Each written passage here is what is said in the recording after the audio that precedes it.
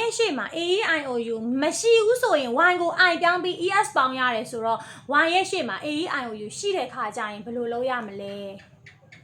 y ရဲ့ရှေ့မှာ AEIOU ရှိတဲ့ခါကျရင်တော့ဘာမှလုပ်စရာမလိုဒီတိုင်းလေး s ကလေးပဲပေါင်းလိုက်ရုံပဲကြည့်အောင်အခုပေးထားတဲ့စလုံးတွေအကုန်လုံးက y ရဲ့ရှေ့မှာ AEIOU ရှိတဲ့စလုံးတွေကြီးပဲเนาะ y ရဲ့ရှေ့မှာ a y ရဲ့ရှေ့မှာ e y ရဲ့ရှေ့မှာ e y ရဲ့ရှေ့မှာ a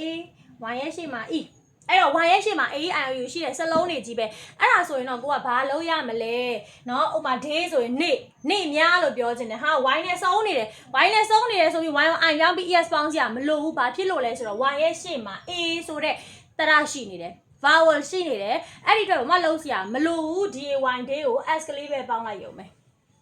ရမယ်နော်နောက်တစ်ခါ key တော့နောက်တော့ရများကြီးလို့ပြောချင်တယ်y နဲ့စုံနေရပဲ y ကို i ပြောင်း es ပေါင်းလို့ကြားဘူးတယ်ဆိုပြီးတော့သွားပြီးတော့ y ကို i ပြောင်းပြီး es ပေါင်းစရာမလိုဘူးဘာဖြစ်လို့လဲဆိုတော့ y ရဲ့ရှေ့မှာ e ဆိုတဲ့တရလေးရှိတယ်ဒီအတွက် s ကလေးပဲပေါင်းလိုက်ရုံပဲ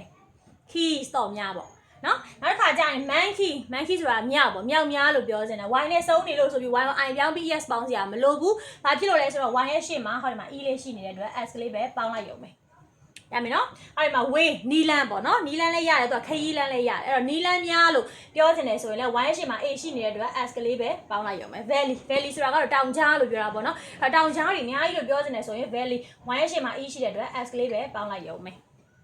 ရမယ်နော်အဲ့တော့ y ကိုတွေ့တိုင်း y ကိုဖြုတ်ပြီးတော့ is ပေါင်းစရာမလိုဘူး y ကိုတွေ့ရင်သတိထား y ရဲ့ရှေ့ကိုလှမ်းကြည့်လိုက် y ရဲ့ရှေ့မှာ AEIOU မရှိဘူးဆိုမှ y ကို i ပြောင်းပြီးတော့ es ပေါင်းရမှာy ရဲ့ရှေ့မှာ AEIOU ရှိတယ်ဆိုရင်တော့ဒီတိုင်းလေး s ကလေးပဲပေါင်းလိုက်ရုံပဲရမယ်နော်